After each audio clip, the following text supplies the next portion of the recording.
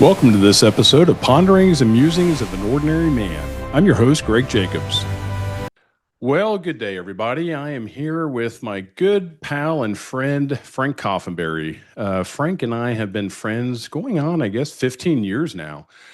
We were work colleagues together at a former company, and we're still doing the same exact job, just different companies. And it's kind of been a cool friendship over 15 years, Frank. We've stayed in touch. I know it hasn't been every week, but I'd say for the good part, almost weekly, we've just kind of stayed in touch. And I ask how your wife and kids are doing, and you ask how mine are doing. And it's a very selfless friendship where it's definitely not one-sided, I don't feel. And I feel like we definitely try to look out for each other and be a resounding board for each other. So that brings me, welcome, Frank. Do you want to say? Thank you. And that's a great way to characterize our friendship. I was just thinking to myself, yeah, it's probably been before we started this. It's probably been every week that we've talked. We don't Zoom much anymore, so it's nice to see your mug again after a bit. But we used to see each other on golly, almost daily calls. It seemed with management calls. So this is refreshing. It's good. We live about an hour and a half down the road from each other, so from time to time we'll jump in the car and meet in the middle, or do whatever to get together and have a cup of coffee or break some bread together. So. And you know what was nice, not to drag this out too Yeah. much, but what was nice is when you had started at that company several months before I did. I accepted the job. And before I even started, you were the first person to send me an email. You found out that I was starting and that I kind of lived up the road from you, and you were the first person to welcome me. And I'd always appreciated that through the years. You know, we started as colleagues, and then you were my boss, I was your boss. It never changed the dynamic of our friendship at all. And a lot of people, that would make a difference. I think there would be some weirdness there, but never was either way. Isn't that crazy? I mean, I look back on those days, and I guess I forget that you were my manager and I was your manager at one point. And it just never it never mattered. It never changed our dynamic, I don't think, of our work relationship, our friendship. And there's a lot of people that have work friendships that when they leave a company, they go their separate way. And I think you and I committed not to do that and just to stay in touch. And I valued that. I consider you one of my good friends. As I mentioned to you the other day, you're one of my best friends. You're like, well, I try to refrain from saying the word best because I'm going to offend somebody else if they think they're my best friend. I'm like, well, I've got a lot of best friends. So we'll just leave it at that. And it's the feelings are reciprocated from this side, whatever it's called. You've earned it. So you've got me in tears over on this end. All right, so I'm going to lay out the dynamics of this podcast because this is going to be very unique. Obviously, the title, Ponderings and Musings of an Ordinary Man.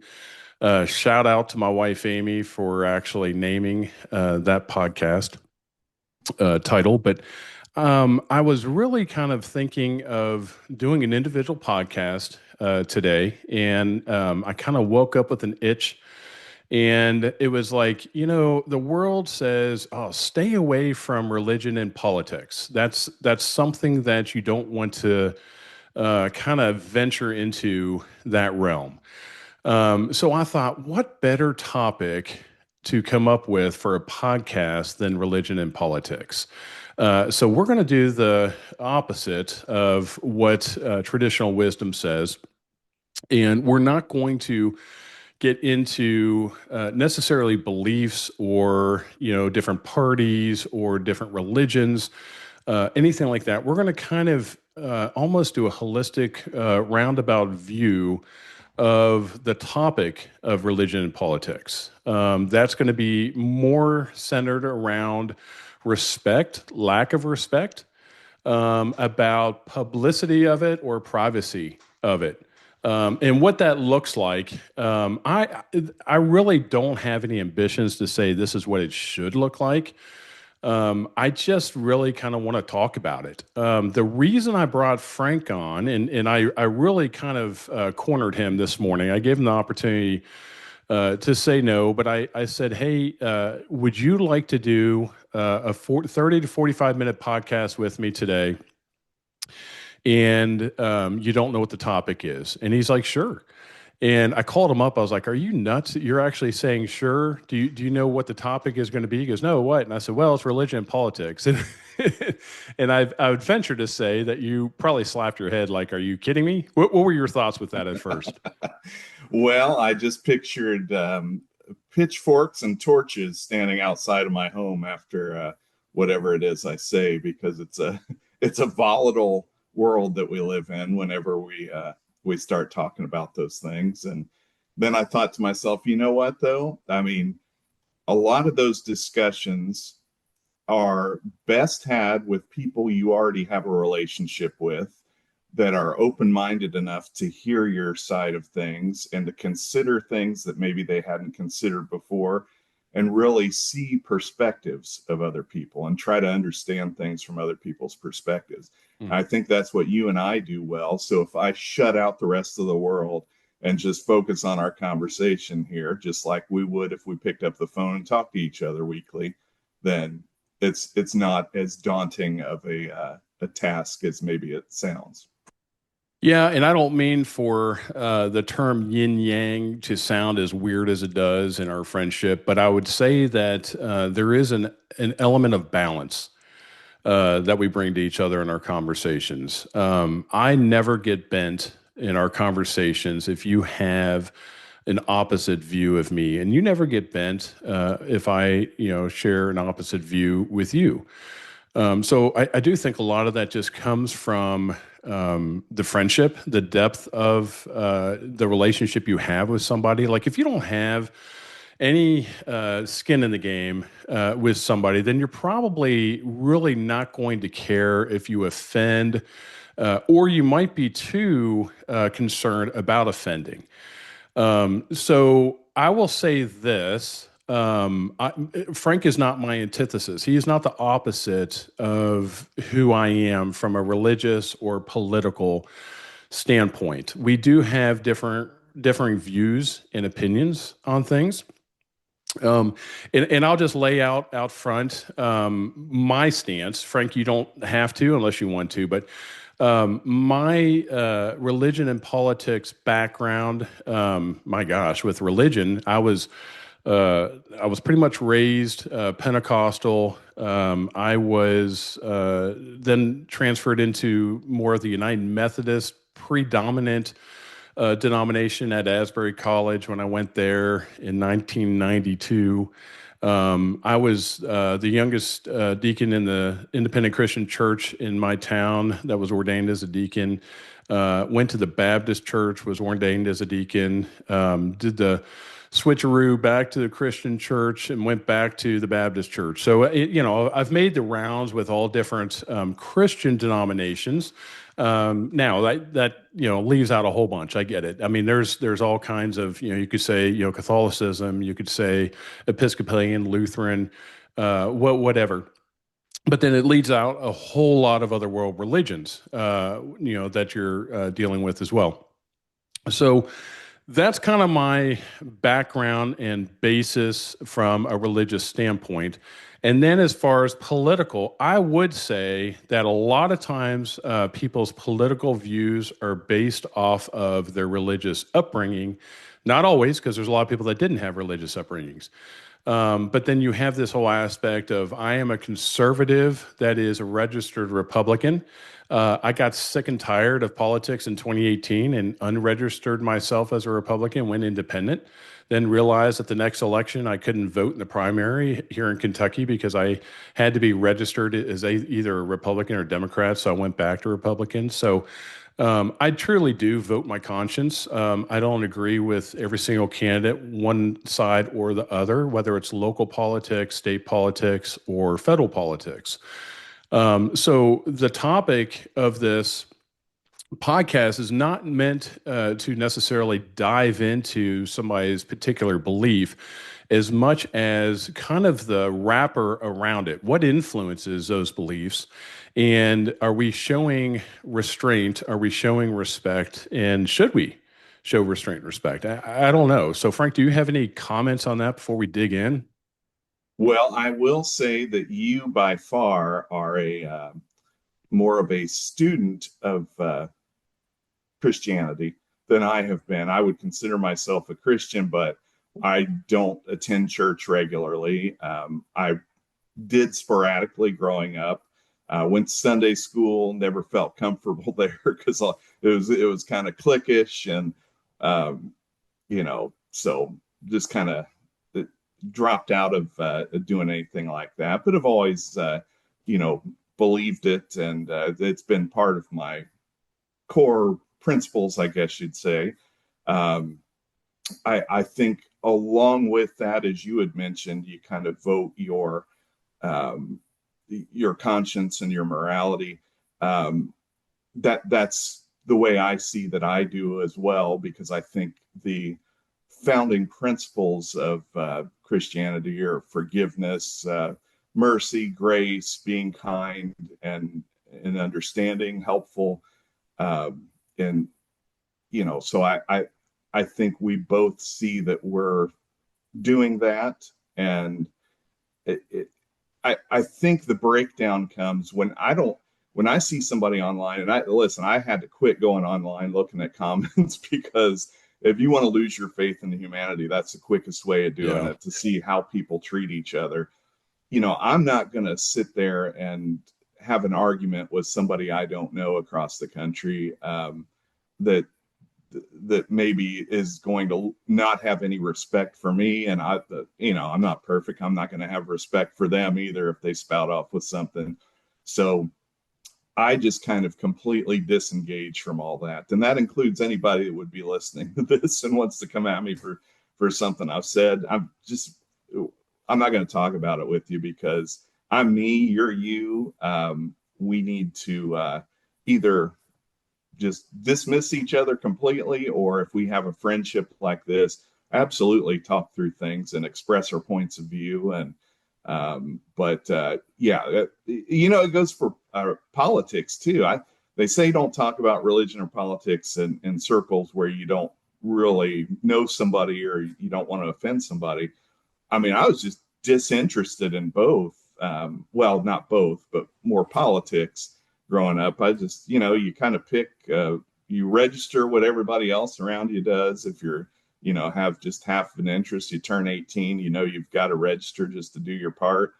And then you kind of forget about it unless something just crazy is coming up that really bothers you to the core.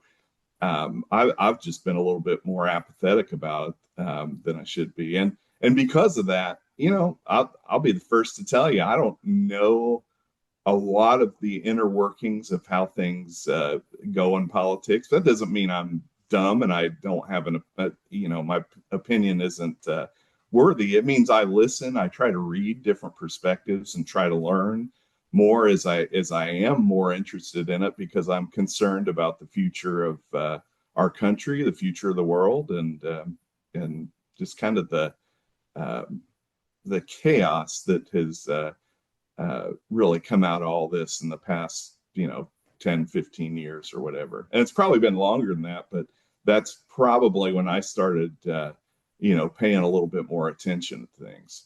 Yeah, I couldn't agree more. I think that it has definitely got more caustic, more divisive in the last 15 years. I was watching a Facebook reel last night. I don't know if you ever watch Peter Santinello.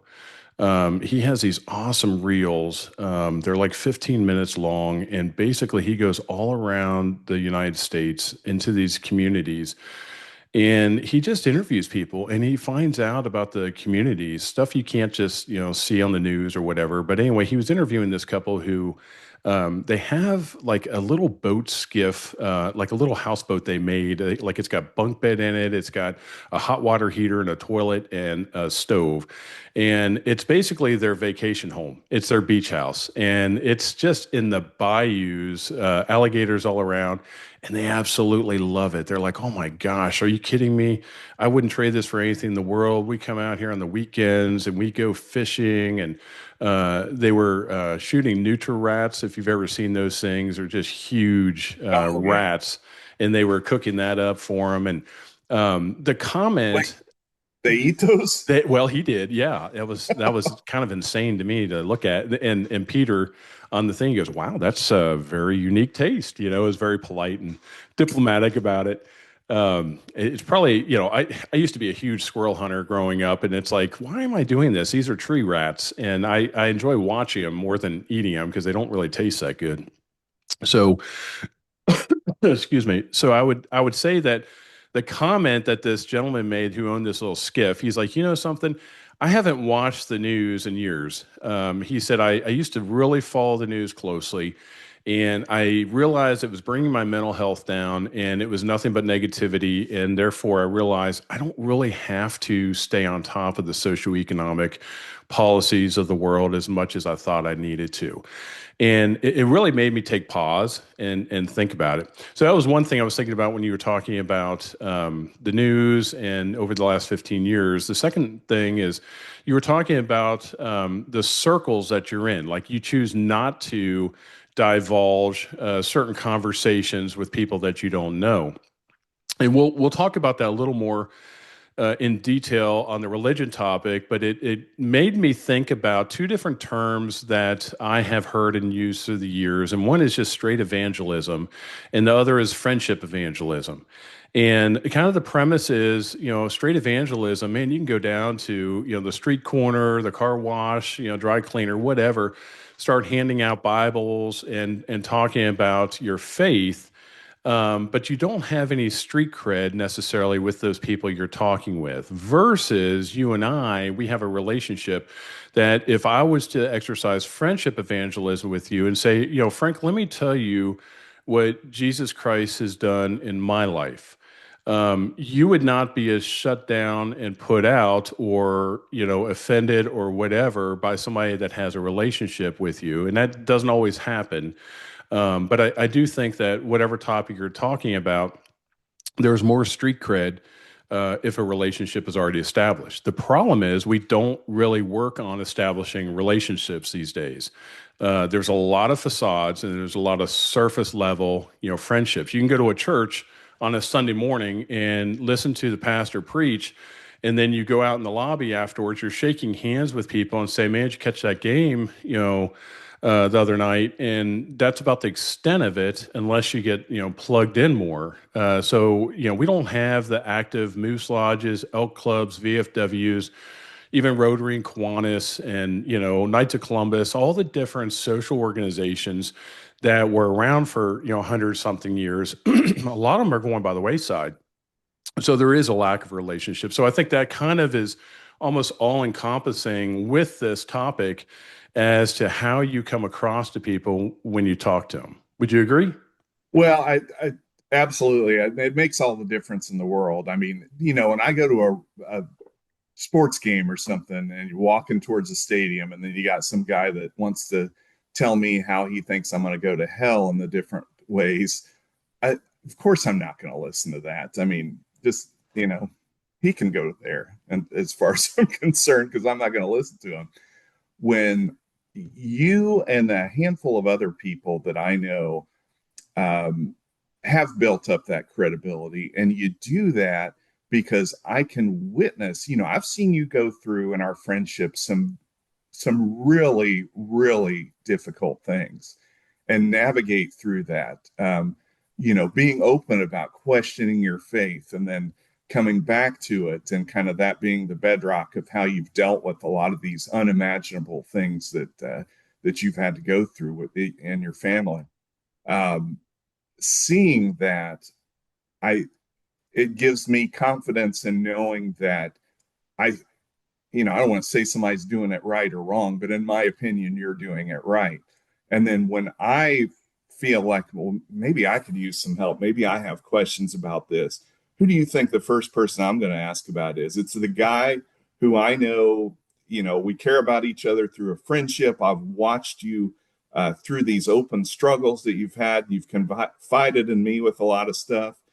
who do you think I would be inclined to ask? That guy that's going to yell at me about burning in hell, or the guy that I've watched take religion, put it as a practical application in his life, and gain great strength from that? Of course, I'm going to ask you about it. So, yeah, the relationship without it, I just don't think evangelism works nearly as effectively. Certainly not on a street corner.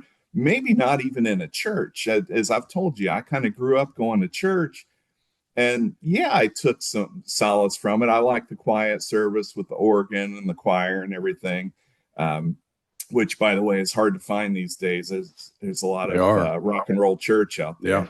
there. Not that there's anything wrong with it, just not With my smoke style. machines. Yeah.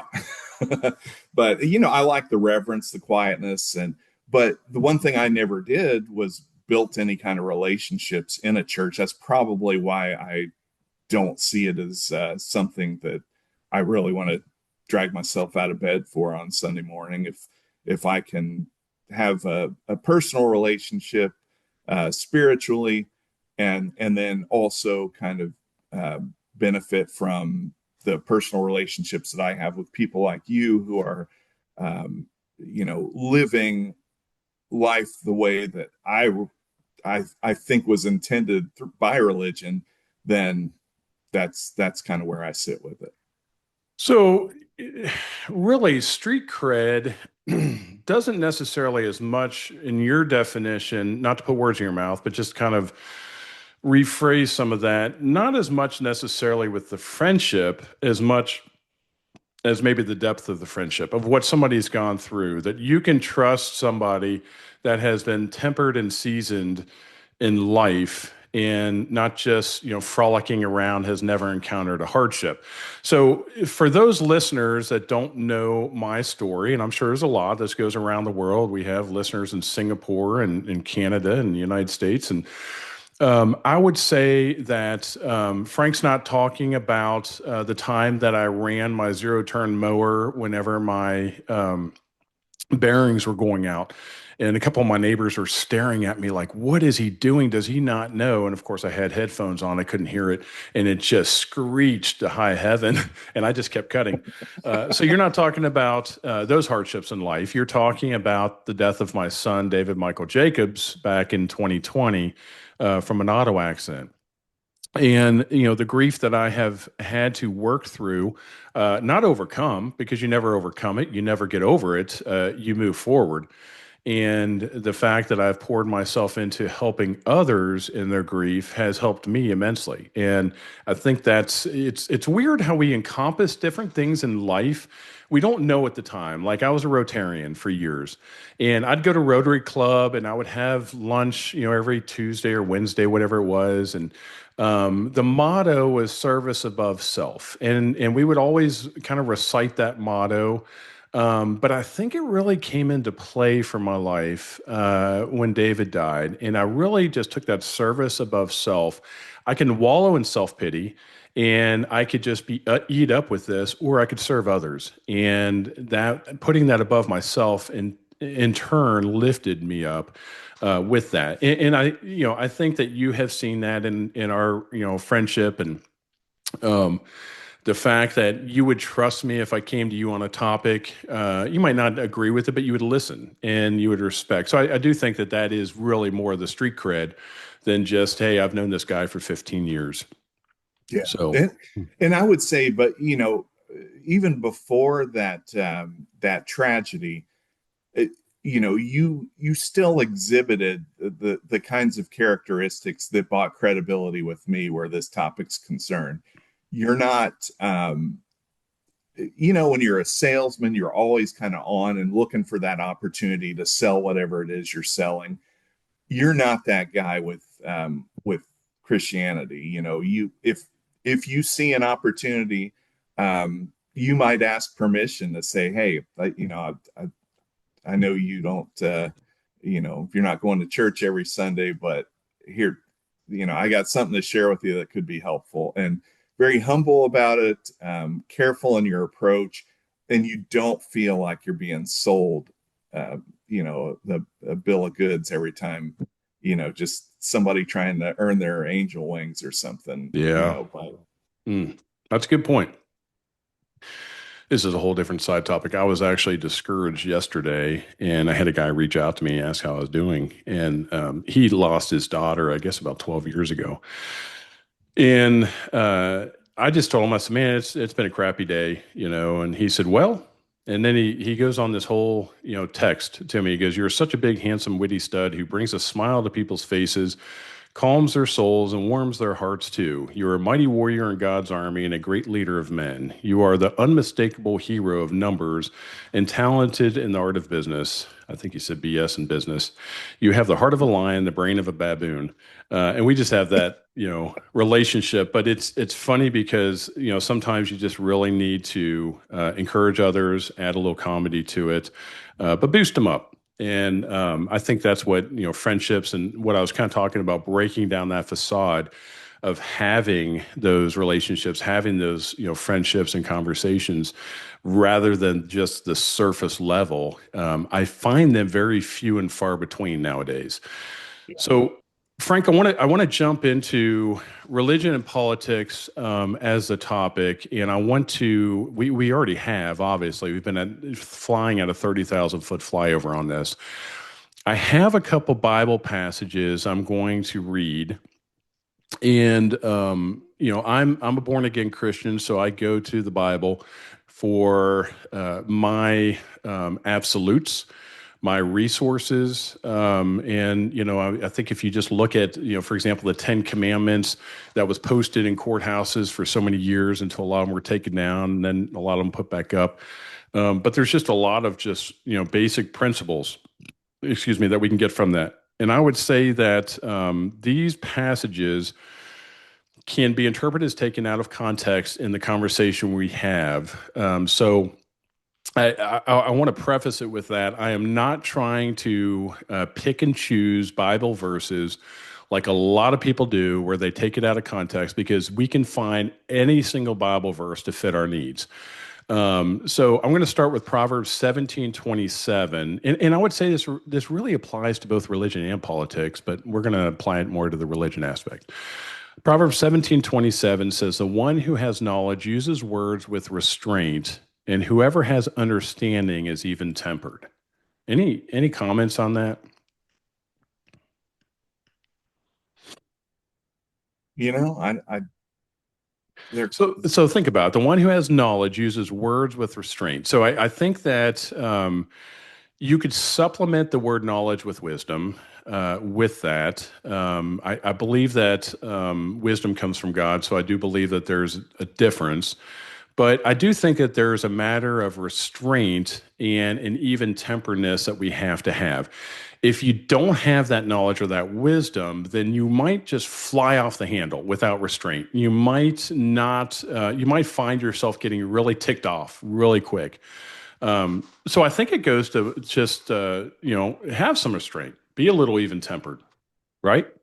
Yeah, I mean that I I don't know that I had any initial comments on it because I think that can apply to so many things, and I do think that that's oftentimes the right approach. I mean, it's if you want to not be cast aside by society, you really do need to have some level of restraint. I mean, we have open carry laws here, and if you don't have restraint, you Yeah. walk into a place and somebody irritates you. Um, you know, without restraint, I Yeah. shudder to think what the world would be like. But We have um, concealed carry now in the state of Kentucky for the last several years that does not require a concealed carry permit. yeah, yeah. So And that scares the restraint dickens out of me even more. Yeah. yeah, restraint is appreciated. Yeah. It's But funny yeah, because, no, I I think it's an example of very wise and helpful um, guideposts in your life to pick out, notice, and try to implement in your daily practice. That's a good example of that. wise being the key word. I mean, it's Proverbs. It's the book of wisdom. It is written by what was known as the wisest man of all time, with Solomon. So merge over to Matthew 6:6, and I just want to just kind of I've got three more verses. I'm just gonna read back to back. So Matthew 6:6 says, but when you pray, go into your room, close the door, and pray to your Father who is unseen. Then your Father who sees what is done in secret will reward you. So there's this aspect they talk about, like a prayer closet or a prayer room, going in and not there's another verse, I didn't write this one down, but it says, don't be the Pharisee who stands on the street corner praying for all to see. And this is kind of the almost opposite of that with this Matthew 6:6 passage. Next one's Matthew 5:14. These aren't in order necessarily, sequentially. You are the light of the world. A town built on a hill cannot be hidden. Neither do people light a lamp and put it under a bowl. Instead, they put it on a stand that gives light to everyone in the house. In the same way, let your light shine before others that they may see your good deeds and glorify your Father in heaven. So that is not the antithesis of the Matthew 6:6 to go into a prayer closet in private where your Father sees you, but nobody else does. It is in addition to. So I don't think it's one or the other, but I do think that there's a wisdom, if you go back to that Proverbs, that we have to make sure that we are being a light. Sometimes that might require words. I know you've commented on my life and my actions of living it out a lot of times over the last 15 years that you've known me versus necessarily just blabbering on about my beliefs, because it says a lot more when you live it, right? Versus just talking about it. Well, I think that's exactly it. I think the two verses that you just shared with me, kind of calling attention to the be private about it and sincere and personal in that relationship, and then, let people know about it. I think that walks hand in hand with what I just described about you and the circle of people that I know that I think demonstrate that really well. You don't have to you don't have to preach it, from a pulpit to people. Let them watch how you conduct yourself. Let Mm. them see it in action, and that is going to speak way more loudly than if somebody were telling me what I have to do. I I want to watch it in action, and then maybe quietly my faith uh, gets stronger through watching other people actually do what in my opinion, is um, kind of behind those words. Yeah, and with that being said, of course, you can't omit the Great Commission that Jesus talked about, Matthew 28, verses 19 through 20. It says, therefore, go and make disciples of all nations, baptizing them in the name of the Father and of the Son and of the Holy Spirit, and teaching them to obey everything I have commanded you. And surely I'm with you always to the very end of the age. So there was a Catholic priest, Saint Francis of Assisi, who he said, God, let me be a witness and example unto others today, and if necessary, open my mouth to do so. So I have always embraced that quote because I really believe it goes to living it out.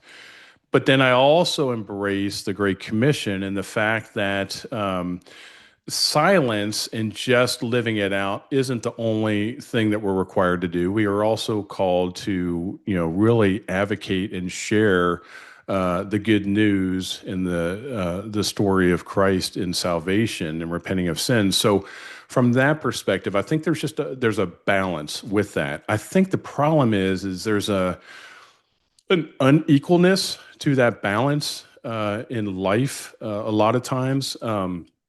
I like to talk about make sure that the emphasis is on the right syllable, or don't have the emphasis on the wrong syllable. So the emphasis should always be on the right syllable, right? So with that, I think that sometimes people have the emphasis on the wrong syllable, whether it's their balance of, how they are talking about religion and not living it out. You and I have talked a lot about hypocrisy.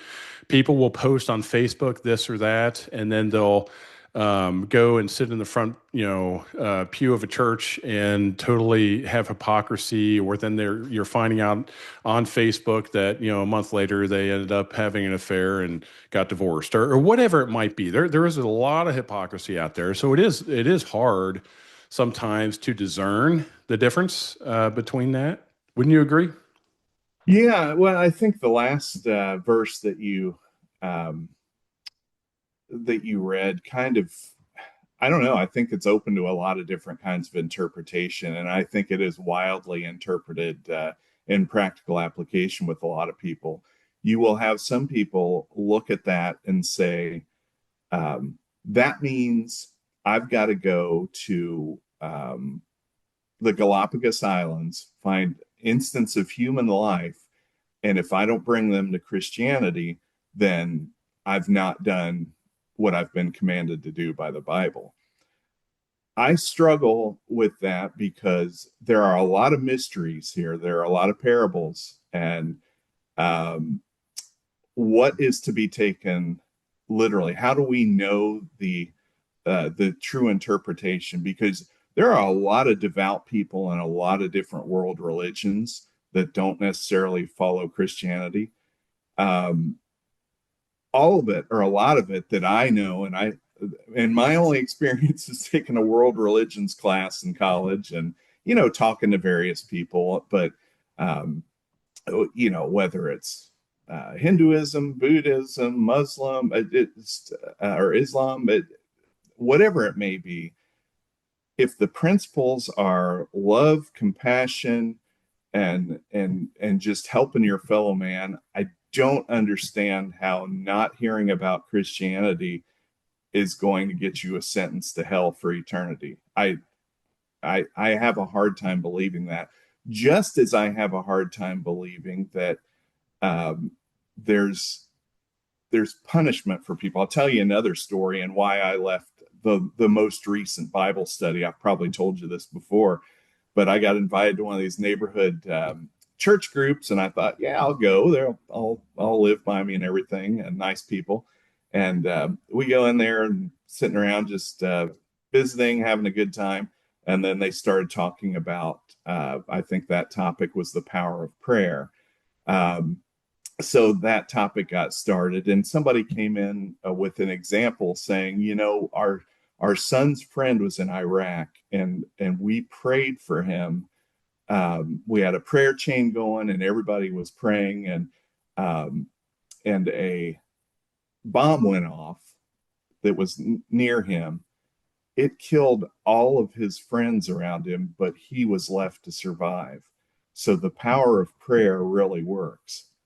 And I'm sure you've ran into these kind of conversations before. And it gave me a sick feeling in the pit of my stomach, to where normally I'm not going to speak out. They were kind enough to invite me, but it just instinctively came out of me saying that. So the friends of his that were killed, did their parents and churches not pray enough? Is that why that happened?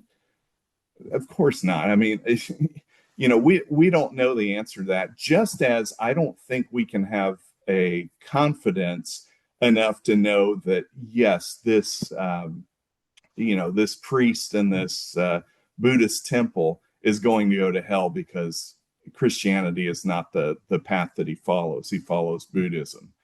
I just I don't know that I will ever be convinced that that's the case. So It is such a sticky wicket. The thing for me, and this is for me, the thing for me, the reason that I follow Jesus Christ is because I do believe that he rose from the dead. I do believe that he is a risen Savior and died on the cross for my sins, because I do believe in the depravity of man. So that's why I do.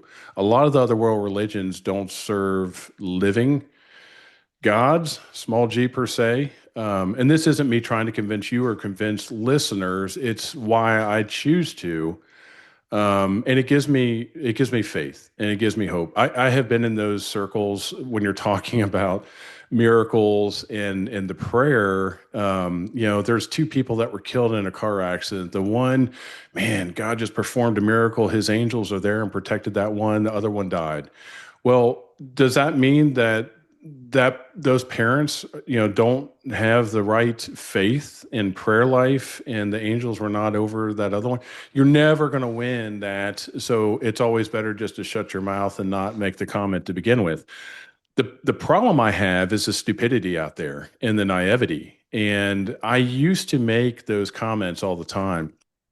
And one of the main things in grief circles we talk about is how to show grace to those that make the stupidest comments to us. And that's really hard because it's like, why should I have to show grace? I'm the one that's the victim here. I'm the one that's suffering the loss. But it's probably been the hardest thing I have had to learn in life.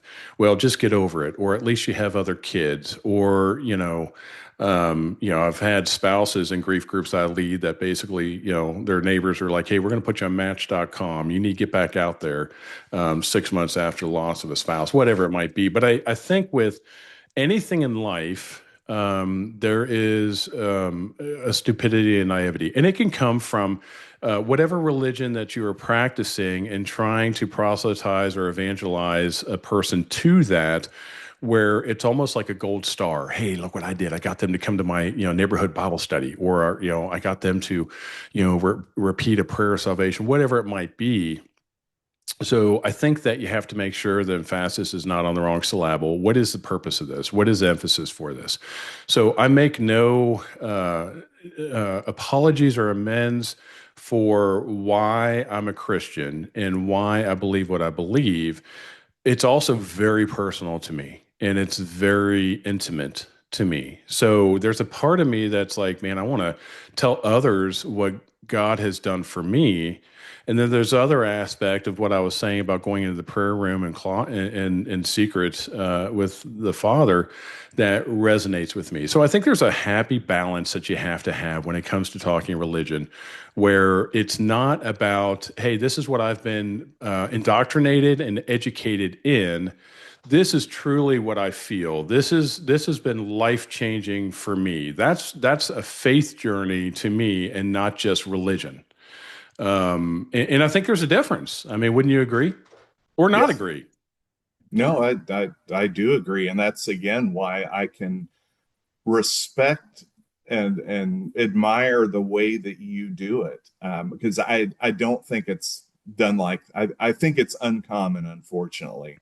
I hear a lot of people just talking with full confidence that they're the experts and they have all the answers. And a part of that, I understand you have to have faith, but you also should have a little bit of humility and understanding other people's perspectives. And it's not our place to determine whether somebody is going to go to heaven or hell because of what they believe in. If you're an atheist, I mean, um, if you're a good person, you spend your life helping people. Maybe you're into public service and that's your thing. That's a good person, and I can't be told otherwise. I can't be convinced otherwise. It's so I don't know that the questions I have and the struggles that I have with it all are unique. I think they're probably pretty common with a lot of people. I well, I didn't go back to the Sunday school class to solve that mystery. I just thought, hey, I've said enough here, and I don't imagine they want me uh, disrupting their peace and their nice get together. And I don't want to do that. Somebody isn't having a good time and enjoying themselves.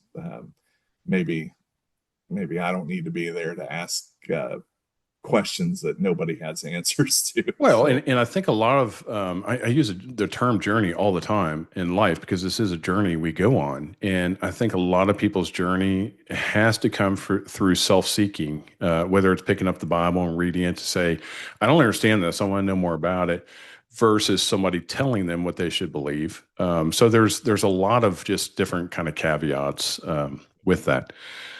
So it's crazy. We're at 44 minutes, and let's go a little longer. So politics. So I just want to kind of scratch the topic of this. I jotted down a couple notes I'm looking at. So we vote in a I voting need to, booth. Go ahead. I need to take my nicotine gum before Oh, have this at it. Yes, conversation starts. got to have it to settle your nerves. That's Calm me awesome. down a little bit. I drink water out of my beer stein every day, and people are like, "Oh, it's 5 o'clock somewhere," and I'm like, "No, no, it's water. I just like 140-year-old historic beer steins." So voting in a voting booth where no one can see you and who you voted for is one aspect. Um, versus the other aspect of yard signs that declare your candidate. So with politics, they're like I tell people all the time when it's voting season because I know so many local politicians that are running that are currently in office. It's kind of like a realtor. If you're really plugged into a community, you probably know 5 or 6 realtors. And when you go to list your house, guess what? You're going to offend 4 or 5 of them because you just chose one that wasn't them. And it's really the same way. It's a lose-lose situation, in my opinion, if you declare a candidate that you're voting for. And I don't know that there's anything wrong with that. You just need to be prepared for kind of the ostracism that comes with that. I think there's a reason that when you go into a voting booth, although it's not private when you're standing in line, have to show them your driver's license. And they say, "Oh, you're a registered Republican or you're a registered Democrat," out loud, so the privacy is out of the bag at that point. But you go into the booth and it's got the walls on it, and whether it's electronic or you're still doing the old chads and punching things or using the pencil. I think there is a privacy that comes from it. When you leave the voting booth, they give you a little "I voted" sticker. It doesn't say "I voted for such and such candidate" or "I voted Republican or Democrat." Just "I voted." So there's an essence of, hey, let's bring the aspect of publicity to the fact of people voting out there to make sure people understand this is their civic responsibility, and I do take that very seriously. But I don't think that there has to be necessarily a public proclamation. When somebody says, "Who did you vote for?" I just kind of smile. I say, "Well, that's between me and the voting booth." I don't usually talk about that, whether it's on the local level, the state level, or the federal level. That's me. I'm not the yard sign kind of guy. There's a lot of people that are, and to them, by all means, bless you. That's fine if that's the way you want to go. But I also think that there's this whole aspect of the Facebook generation of posting reckless, supporting or condemning comments politically out there. Like we just had a lot of people will use a term like kidnapping or taking custody of, a dictator from a Latin American country to bring back to stand justice in the U.S. And there's Facebook is just riddled right now with supporting or condemnation of that. The funny aspect of that is if you were to ask somebody, is that country in Central America or South America? They probably wouldn't know. If you were to ask them if it had the largest oil reserves, more than Saudi Arabia and more gold than South Africa, they probably wouldn't know. So where are they getting their supporting or condemnation of it? They're getting it from the off the flying off the hook Facebook generation and Twitter and Instagram and all this stuff where it's a very emotional response to politics. So I'm going to stop there and just kind of, now that you have your nicotine gum in your system, what are your thoughts and comments on that? Well, I wish we were at that place where it's kind of the old timey thing, that vote is between um, me and the voting booth, and that's it. You don't tell anybody. It's like, I'm not telling you how much I paid for my house or my car, how much money I make, my job, or who I vote for. Listen, I'm guilty of it too. I'll get on Facebook and occasionally I'll see something and I'll just pop off and I'll put some smart aleck, um, thing out there. And I've really had to work on that with myself and kind of Just okay, this is a place for me for jokes and fun and pictures, and I want to see people's pictures of people's families, and things like that. That's the joy I get out of Facebook, kind of a comedy thing.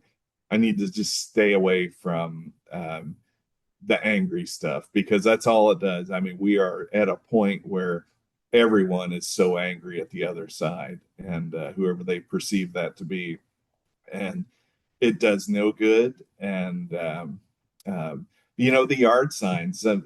Some We had somebody that lives across the street from us. They had a yard sign that probably the candidate that our home would have voted for wanted to know if we wanted to sign. I'm like, you know what? Appreciate you putting that out there, but that kind of thing's not for us. I'm not putting anything on my car.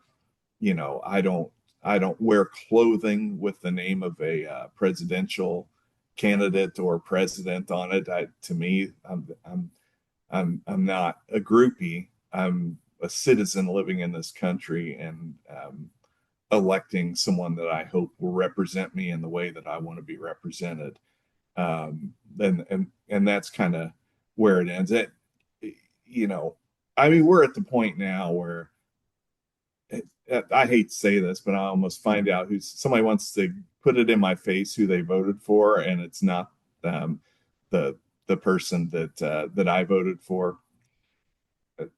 I don't want to admit it, but I have a hard time like reconciling that and why.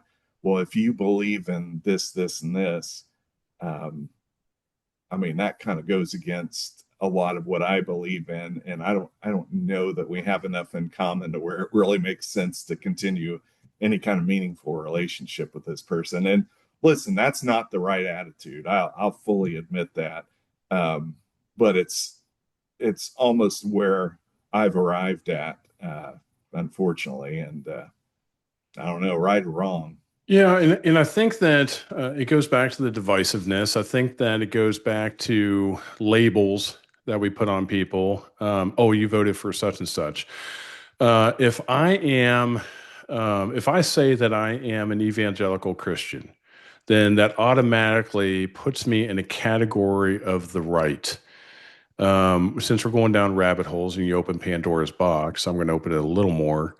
It automatically puts me in the aspect that I'm going to put a red mega hat in the back or windshield of my car, even if I don't wear it. And it's like, no, that's not at all who I am. Don't put labels on me. That's not what I'm standing for.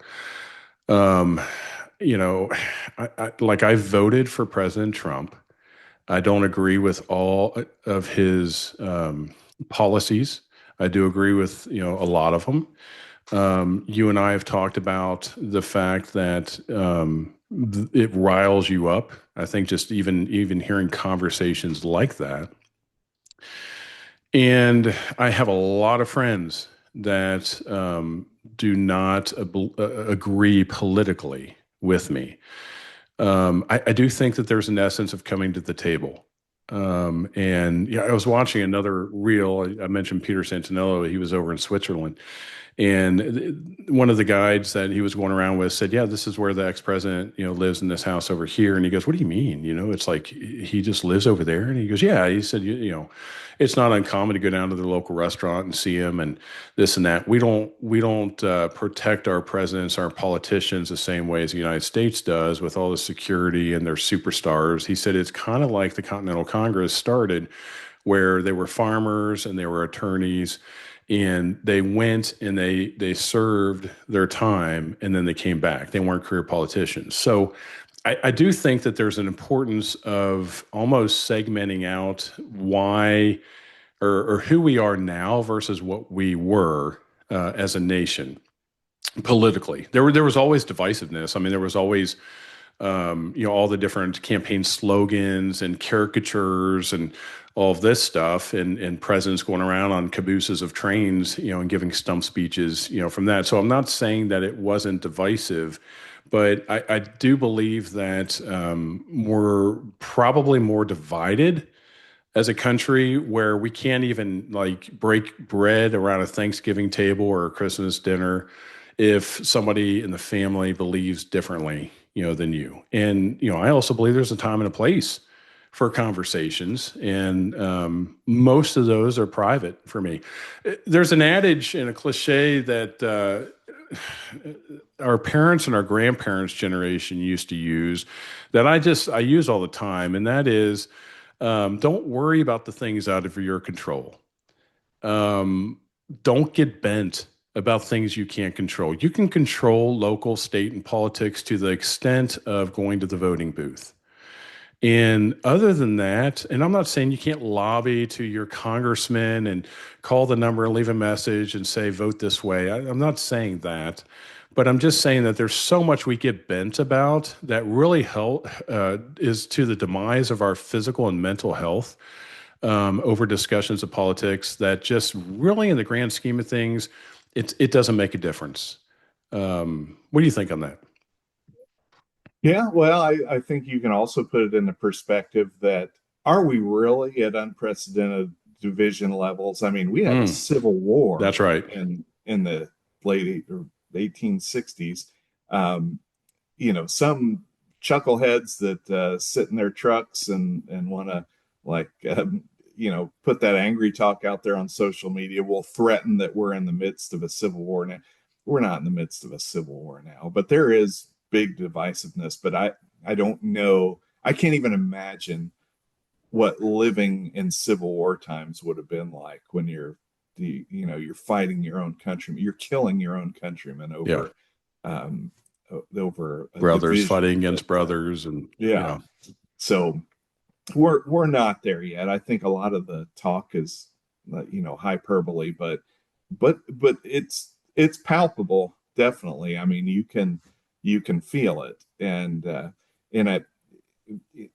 I do think that a lot of it is what are you consuming daily? Are you sitting in front of Fox News or MSNBC, and that's all you're listening to, and you're being fed just on both sides. It's you're being fed this hardened opinion, and it's presented. Some of it's fact, but all of it's or a lot of it's presented as fact, and maybe it's not.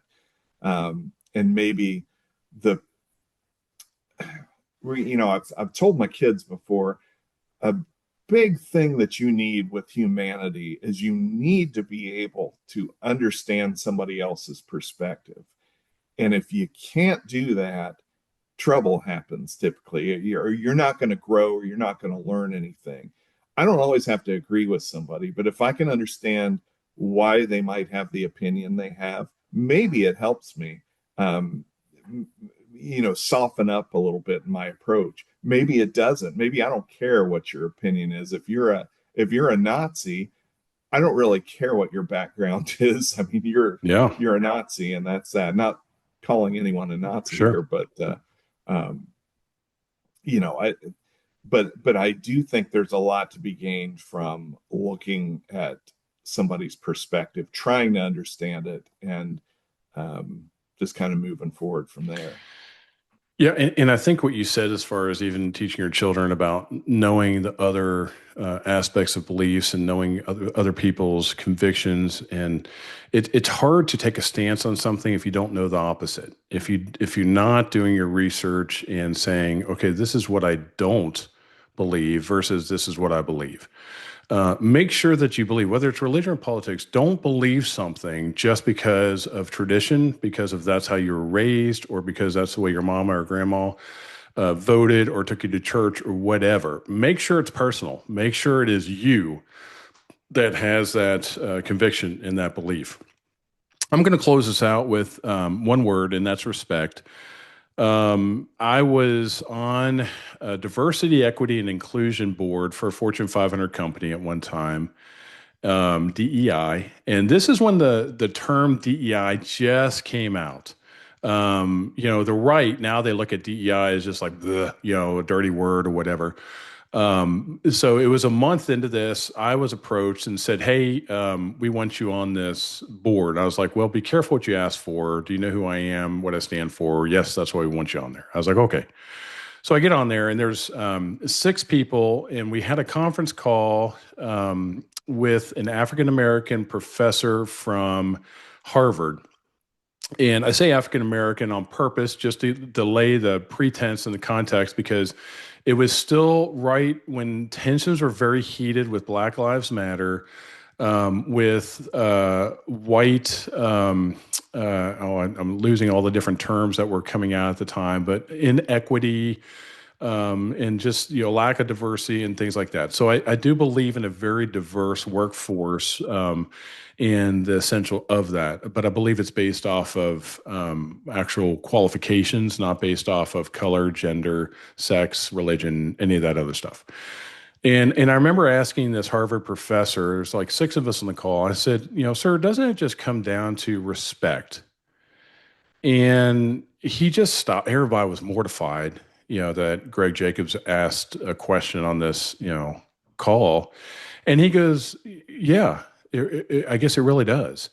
And that's really kind of where I want to leave us today. It really comes down to respecting your fellow neighbor, respecting your fellow coworker, respecting those around you. Now, I will draw the line. I remember that I was down in Nashville, Tennessee one time for a men's conference with Lifeway, which Lifeway is a big publisher for the Baptist denomination. And they were bringing in all these top, keynote kind of pastors and men's ministry speakers and things. And that crazy church from Kansas was out there Westboro throwing. Baptist. Yeah, they were throwing like balloons of blood or paint, and they had all these, bloody pictures of abortions, and they're lining the street as we're waiting to go into this auditorium or coliseum, and they're just telling us all we're going to hell. And how dare you? And it's like none of us support abortion. None of us. We all believe in the sanctity of life that are there.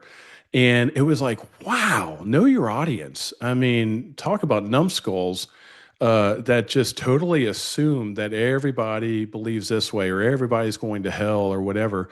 I have a hard time respecting that. So I'm throwing that out as a little caveat there. But for the most part, respect people as far as even their religious beliefs, their political beliefs, but by all means, live your life as a light shining out into the darkness. Live your life as a witness and example of your convictions and what you believe. And I think whenever you live it honestly, it doesn't have to be such a dastardly thing that is so offensive. And maybe it is offensive to people. I mean, I know I offend people just by the sheer reality that I say I'm a Christ follower. But I do think that there's just a matter of respect. So do you have any last words or comments, Frank? Yeah, I think respect, and I think I being not a biblical scholar, I can't quote the verse to you, but I think there's probably something in there about not judging, and it, you know, so being respectful. Maybe don't judge somebody. Maybe try to understand their perspective. Um, we don't know what somebody's been through. And I'm saying all this stuff, and I struggle with it probably just as much or more than anybody. I have to reserve what I say. I have to what was the thing you talked about? Use Discernment or yeah, or just have some sort of restriction or governor on yeah. myself for you know for the things that I say and do and the ways that I feel about things. So um, I think the kind of the big thing is we're all just people all over the world trying to do the best we can while we're here and trying to be helpful and support each other and do good things and make somewhat of at least a good mark on our own legacies from walking the earth. And it's just too short of a time to be nasty with each other, angry with each other, and and not understanding and supportive of each other. So I don't know, Yeah, but easy to say when you scroll back a couple of years in my Facebook posts and like, look, get a load of this guy telling me that as same here. advice. No, same here. And I think that that's just wisdom and growth that we have. I don't make Yeah. any amends from past comments or actions or whatever. And I think that I would like to say, do as I do and say, and as I say, but I would say actions speak louder than words. So do as I do and not as I say, but hopefully what I say does mirror my actions.